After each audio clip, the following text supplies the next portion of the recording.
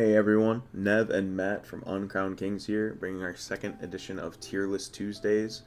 Today we are keeping it on the serious side again. We're talking about side deck cards and cards that we like this format.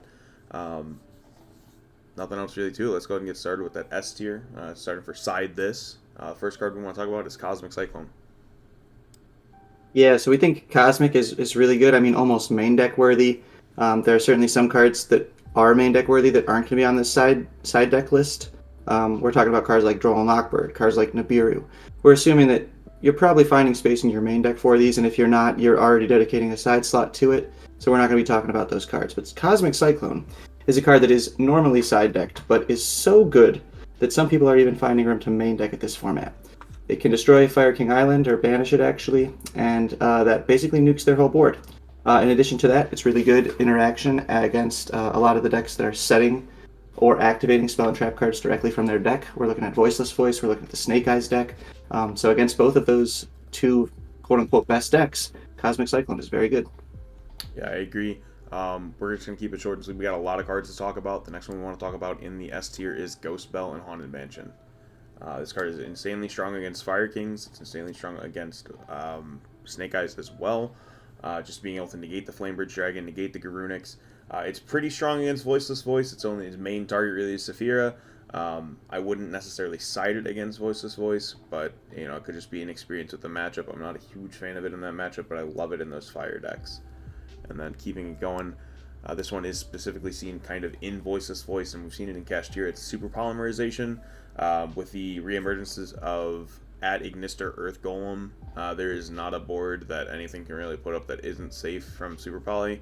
I know when Fire Kings first kind of made their debut, we were talking about making Zelantis with the Flame Bridge on the ending board to play around the Super Poly. With at Ignister requiring a Link monster and a Cyberse monster, it's no longer really that safe. So this card, unfortunately, while it is legal, is going to be S tier regardless of what's able to be played. Yeah, I mean, you either play around Super Poly or you don't. You can't do anything to react to it. So if it's in their hand, it's going to resolve. Yep, absolutely. And then rounding out our S tier, we have Fantastical Dragon Phantasmi. I'm going to let Matt take this one. He's a huge fan of this card. Yeah, so I mean, specifically, we're looking at a format right now that's kind of tier 0.5 in the Snake Eyes decks. We've got Fire King Snake Eyes and Snake Eyes Pure taking up like 75% of the top cut at the YCS in Costa Rica this past weekend. So Phantasme is good because you can draw it in multiples and see more access to your deck.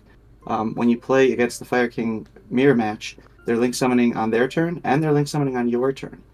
They're summoning IP out of their spell and trap card zone, which could trigger the Phantasme. They're bringing back Link Karibo, and they're using the IP's effect. In addition to that, Phantasme is a body that stops targeting.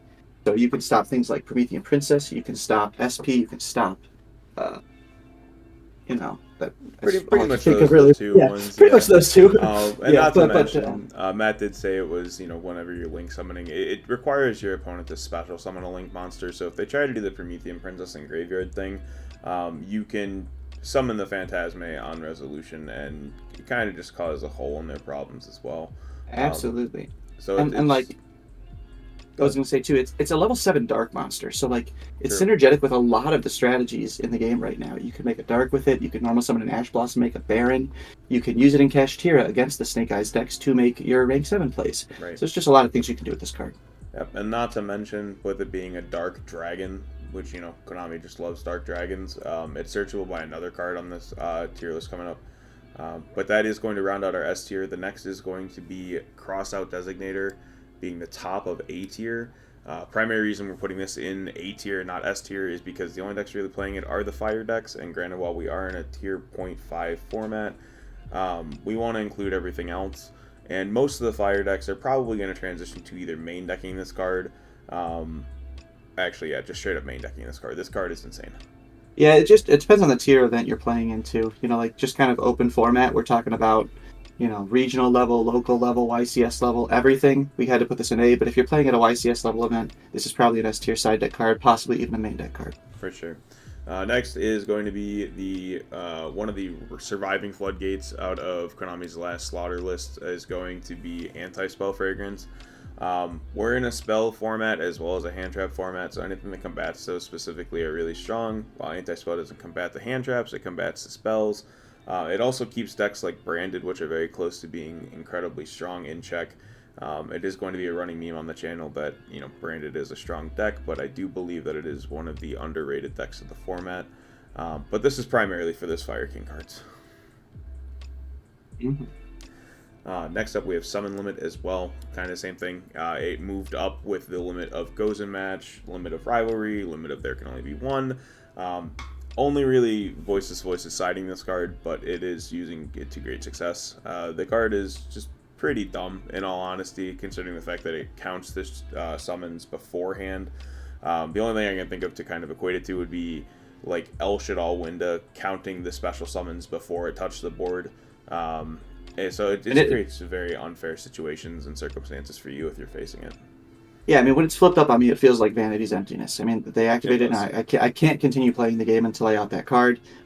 What's really nice about these two floodgates, too, is that the decks that play them play really well underneath them, in that, even the Snake Eyes deck under Anti-Spell can use their Snake Eye effects, send the Anti-Spell to the graveyard, and then still use their spells. And the Voiceless Voice deck can summon a monster that's got 4,100 attack in one summon. So both decks play really well underneath these floodgates and can get rid of them if they need to. They do. Next up on our list is going to be Psyframe Delta. It also is going to include Gamma as well, just based off of the fact that you're siding one, you're siding the other. Delta re-emerged this weekend, or I guess technically emerged for the first time at the UDS in Los Angeles. Jesse Cotton played it to great success. Obviously, he won the entire event. Delta and Gamma are both insanely broken cards. Any hand trap that you have that can negate your opponent's card and fetch you advantage as well is going to be just a problem. Realistically, if you're on your turn and you're playing and you negate like a Cosmic Cyclone with this Delta, or that's a bad example. No one's going to be side. We have an open board. If you negate something with a Gamma, that's 2 of your materials for Promethean Princess right there. It's just a lot of things you don't have to worry about. It also is a walking IP, so it just allows you to extend throughout other cards without actually have to putting any of your own card equity in there. So these cards are really strong.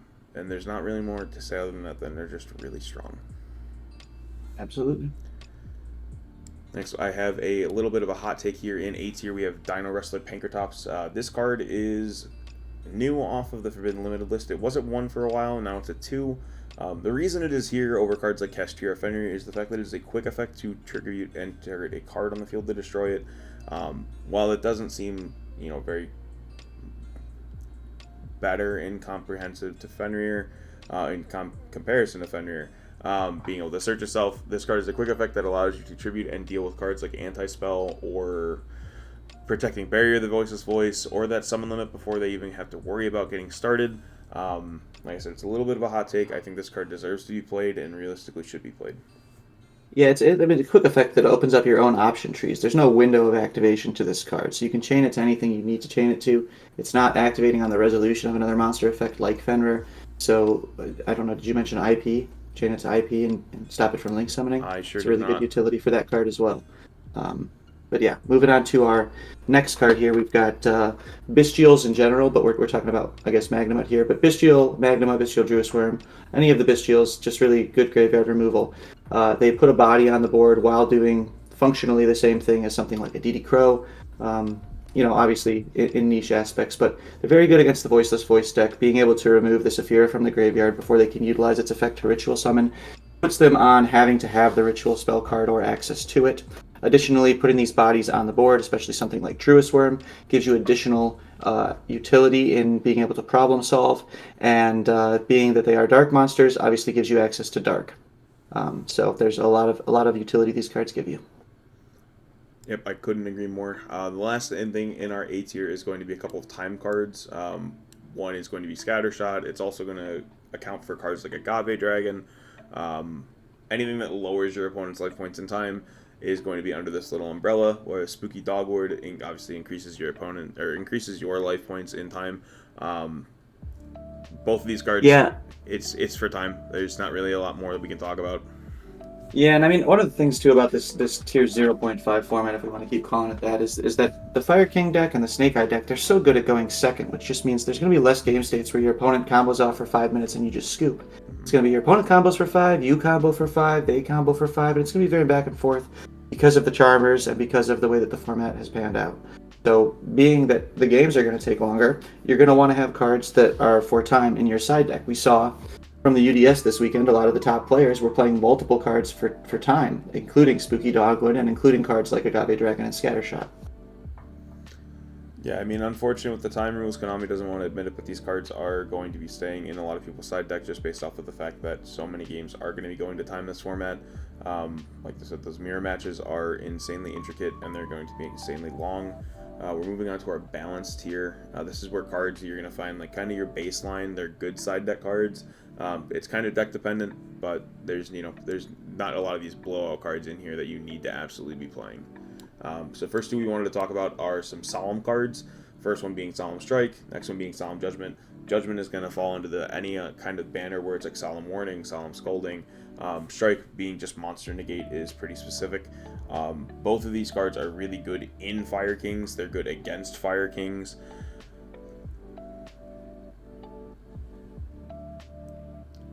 But that's kind of all we have for those. We're going to go ahead and move on to the next. It's going to kind of be our board breakers, being Harpy's Feather Duster and Lightning Storm.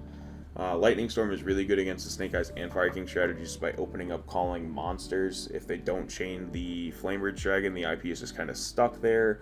And if you do get the Flamebridge Dragon to activate, or they have the Divine Temple up, it's just one less interaction, just kind of putting the ball in your court instead of on your opponent's. Duster is just there for all those spell trap decks. It's really good against voices to clear out the barriers and this continuous trap card. For sure, yeah, we can't forget about Rescue Ace either. I mean, that deck's not in the top tier right now, but it's still definitely a deck to consider. If you get caught off guard by a Turbulence, you're That is definitely true. going to want cards to break the board. Yeah, Um, absolutely. I realistically feel like Rescue Ace is kind of like the Toy Story meme where it's like Andy dropping Woody saying, "I don't really want to play with you anymore." yeah, Um, the old best fire deck, like right? I feel like so many people just decided to just drop Rescue Ace altogether. And Hmm. realistically, Rescue Ace, while it's still being a meta contender, it just feels like it can't keep up with the other two fire decks, which is a fair thing to say. For Um, sure. next Yeah, and we the next have next thing we're going to talk about is cards that take other cards. So I mean, we got Change of Heart here, but this really kind of represents something like Mind Control, Snatch, Steal, even Enemy Controller to a lesser extent. These cards are really good into boards that make Appaloosa.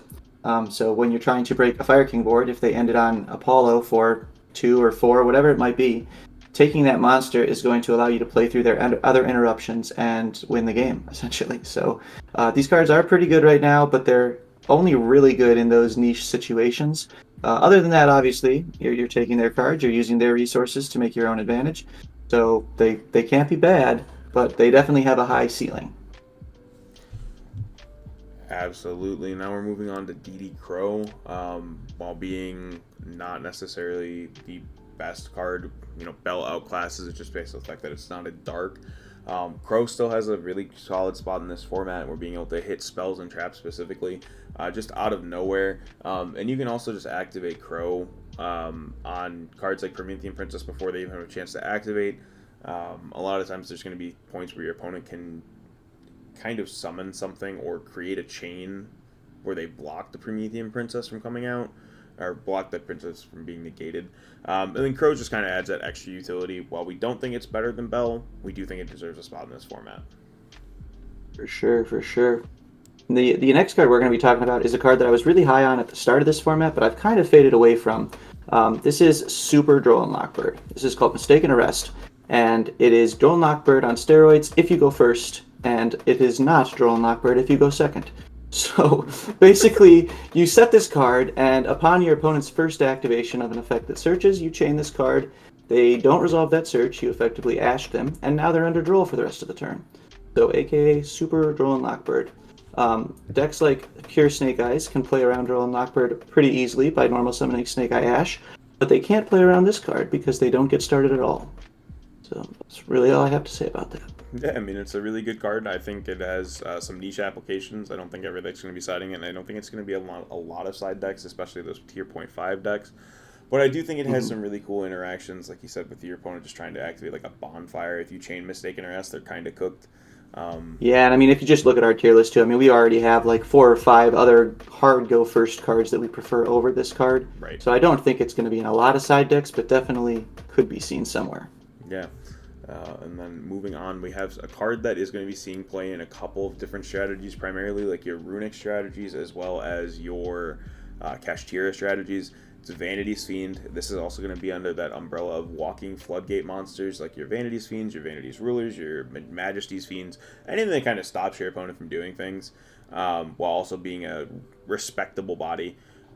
Is going to fall under this little umbrella. We've putting it towards the bottom of B tier because it's one of those things where the decks that can play it and are playing it aren't the best decks or the most consistent decks. There's no real way to search out these cards unless you're playing like a heavy Monarch strategy. And even then, if you're playing a heavy Monarch strategy, you've got better niche side cards for them than these like Vanity Fiends and Majesty Fiends. Hmm. We're going to talk about Forbidden Droplet next. This card doesn't really have a spot in the format right now. There are a lot of people who aren't siding it. One of our teammates sided it this past weekend. He got top 8 at Columbus Regional with it. He loved the card. Matt and I personally don't see it yet, but we're coming around to it. There's a lot of cool things that you can do, especially if you're playing like a fire deck and you resolve a search monster. You can use your turn player priority to activate Forbidden Droplet and discarding a monster, turning off your opponent's window to activate Draw Unlock Bird. So there's cool things that you can do where it's just kind of like equivalent to like a Fortnite montage clip. It's something that looks really cool, but it doesn't really do a whole lot in the grand scheme of things, so they're just going to droll you on your next activation window. But it makes you feel really cool. What I will say about this card is from talking to our teammate Aaron, who topped that event, it's really good into the Voiceless Voice deck. There are not a lot of cards that answer what the Voiceless Voice deck does once it's established its board, in that you can't target the monsters, you can't attack the little monster, and they have an Omni Negate. That's true. So this is really good at shutting that down real quickly with very few resources, and especially if you're playing a Snake deck, your resources when they leave the field are going back to the Spell and Trap Zone. So you're able to utilize those cards more than once. That's a very good point. And it did slip my mind, but yeah, he did tell us that, and it is very strong into Voiceless. Realistically, if you are playing a Snake or Fire King deck, you don't really have a lot of trouble with Voiceless unless they kind of open everything. But moving on to our last card in B tier, this one's a little experimental. We haven't really seen it a lot, but we've seen it enough. Deck Lockdown. This card, while also being like Mistaken Arrest, is a super Draw Unlock Bird. The only thing it can't do anything to add any cards outside of the draw phase, and it lasts for like 2 turns. Continuous Spell and Trap. It's honestly just really annoying to play against. There's a lot of times where your opponent can just kind of open it, and it just feels kind of hopeless if you open like Snake Eyes, Ash, and Bonfire. No real way to get to Dia Bellstar. It just feels really bad to just kind of stare this down and not open a Cosmic Cyclone because you have to go out of your way to make a Nightmare Unicorn or Nightmare Phoenix just to out it. And that's, praying your opponent doesn't have any other interruptions to stop you from outing the deck lockdown. It's one of those things where it's like brings you back to like that anti-spell fragrance, that summon limit. Your opponent kind of established a board, it's a hard going first card, they play it on you, and you just kind of sit there asking, do I have the out or not?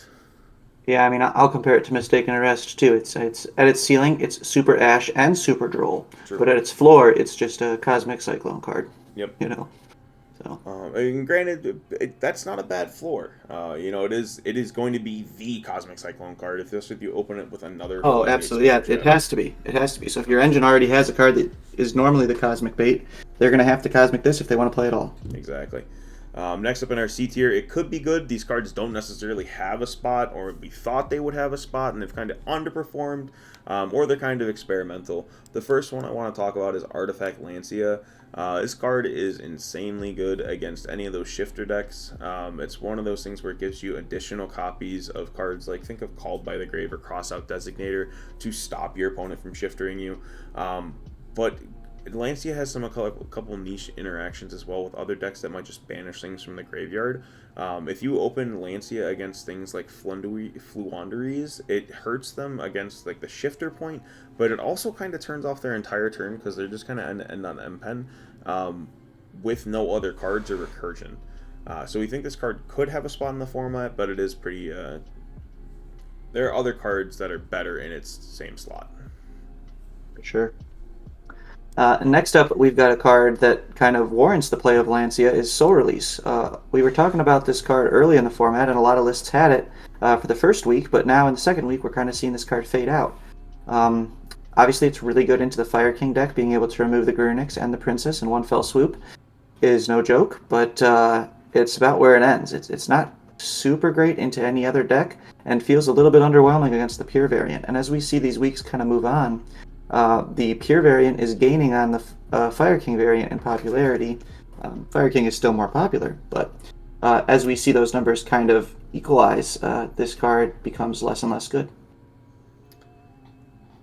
For sure, and this could be the lack of sleep talking, but I thought he said poplar instead of popular, so, we're doing great over here in the Uncommon. We are very affected by the Fire format. The next up card we're going to talk about is Triple Tactics Thrust, and the card going next to it is Different Dimension Ground. These cards are kind of played together in certain strategies, Thrust being its own thing. We're going to talk about that one first. Every deck can play it to high caliber. It just right now, Talents is a little better, and we're in a Droll format, so Thrust kind of suffers from that, especially if you are under Droll. Normally you'd want to search like the one-of copy of Talents if you're playing it, but just right now, it just doesn't seem viable. There's a couple cards in its slot that I would rather have in my side deck, but I do think Thrust has a spot in some decks, just maybe not the best decks. Yeah, it just gives you so much utility. And since you're mentioning Talents too, we don't have Talents on our side deck tier list because we assume everyone's maining some amount of that card. We are in kind of a hand trap format in that everybody's playing Ash, Veiler, Droll, Nib, those kind of cards. And therefore, everybody should also be playing Talents. Could not agree more. Next up, we have some kind of fire-specific ones. This one's going to be Kurikara Div Incarnate, as well as Sinful Spoils Subversion. Both of these cards are pretty much exclusive to Snake Eyes as well as Fire Kings, and I guess your Rescue Ace with you are still playing it. They're okay. It's kind of all I have to say about it. Subversion is a pet pick for a lot of players based off the fact that it is searchable off of both Diabellstar and Poplar. Kurikara being able to be searched off of Ash is solid.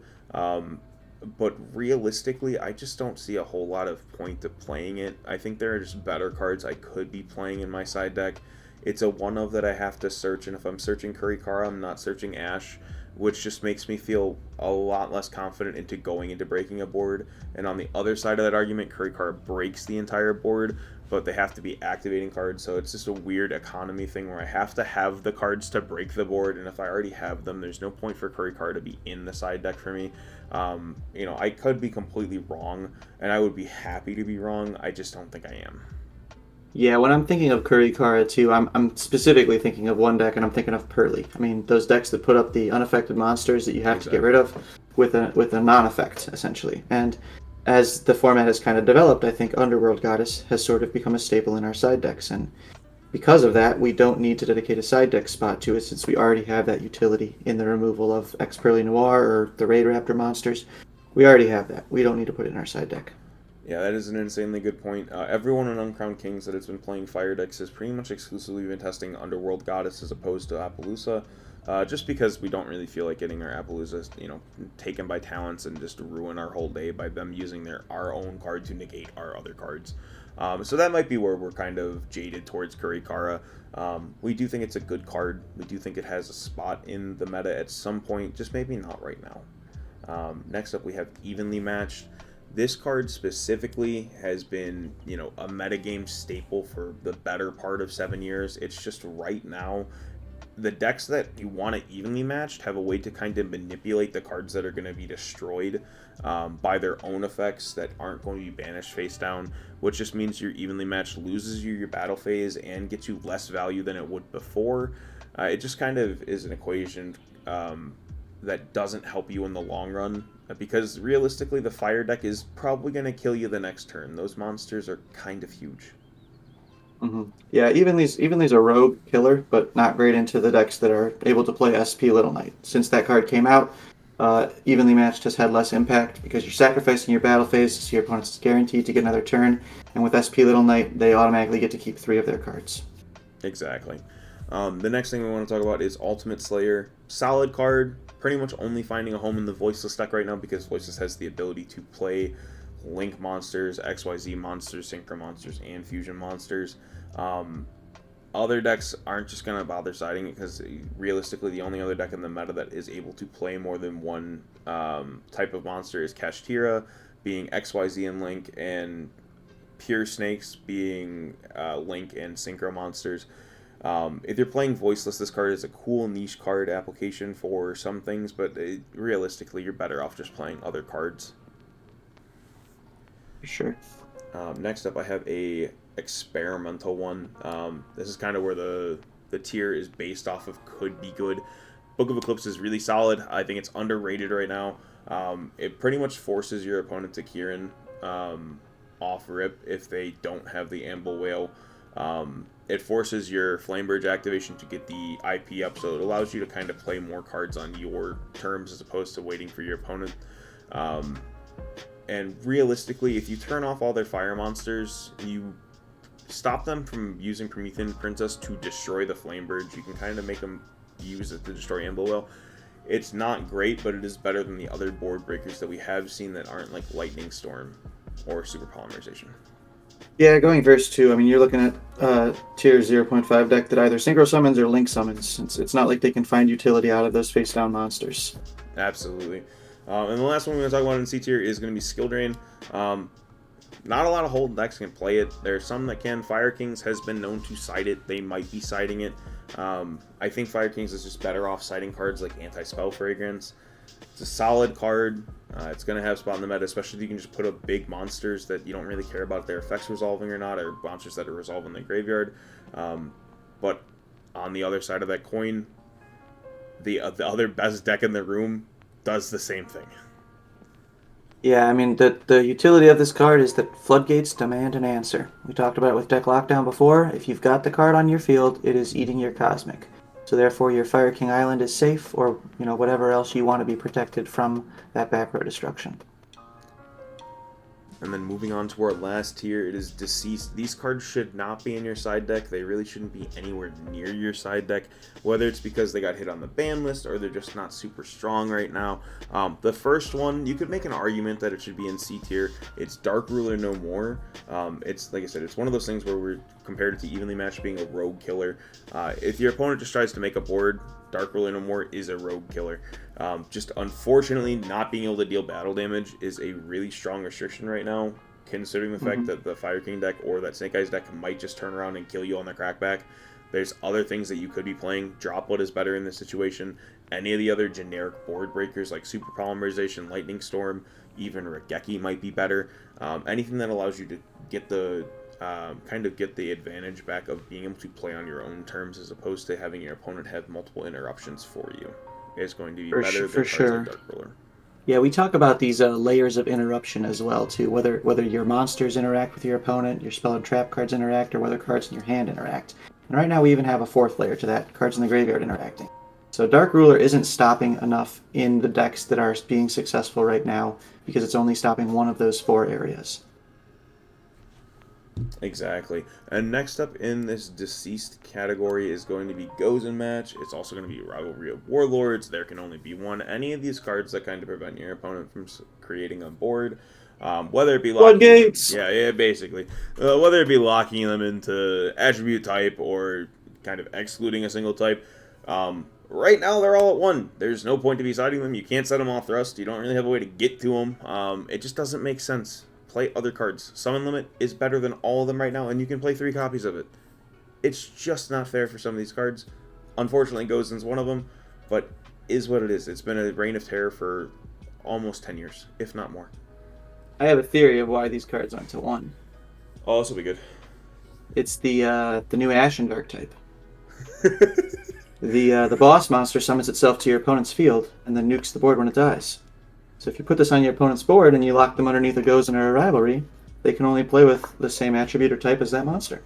Unfortunately, that monster's a dark. Well, sure, but you get what I'm saying. I mean, in future yes. formats, it could cause a problem because its ease of access to summoning is ridiculous.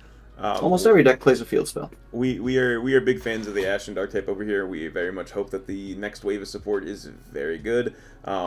if that's the reason why they got limited, so be it. Like I said, I think the game is in a better spot without those cards running around at 3. I don't think they're healthy for the game. I don't think it's okay to punish your opponent playing Rika Sun Avalanche for playing plants, but there can only be one existing. I just don't think it's cool. Moving on, these next two are going to be kind of in the same vein. We have Gamma Seal representing all kaijus, as well as Lava Golem representing itself in cards like Sphere Mode.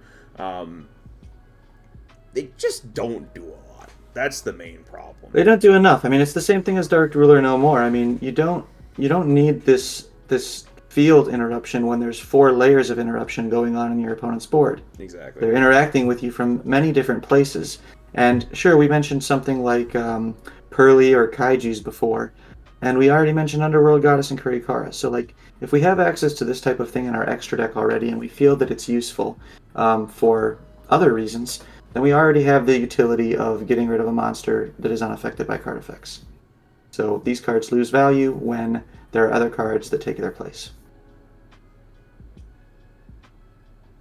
Yeah, exactly. Realistically, that's going to be the end of that tier list. We think that this is a fair ranking for all these cards. We do think Cosmic is the best card in everyone's side deck. Realistically, back removal is back. We're kind of going back to that old kind of standing of Yu-Gi-Oh!, which is going to be great to see. I think back removal should have always had a place that wasn't cards like Feather Duster, Heavy Storm, your Lightning Storms, anything like that. I like the 1-for-1 removal. I think we're going into a good direction. We're not exactly there yet as a game, but we're on our way. Absolutely. Thanks for having me. Yeah, absolutely. Thanks for stopping by again. This is going to be a weekly thing. Next week, we're going to be looking to do something fun. We're not sure what yet, but, we're kind of both serious metagamed out right now. Admittedly. Let us know what tier list you want to see in the comments. Yeah, absolutely. We're going to be big fans of moving forward with other attribute decks. It might not be competitive success worthy, but it is just going to be something fun to do, fun to watch. But thank you all so much for viewing. We do appreciate it. And if you stuck with us this long, big props to you. This is a long video, but I hope it was worth it. Thank you so much. Good night. Remember to claim your crown.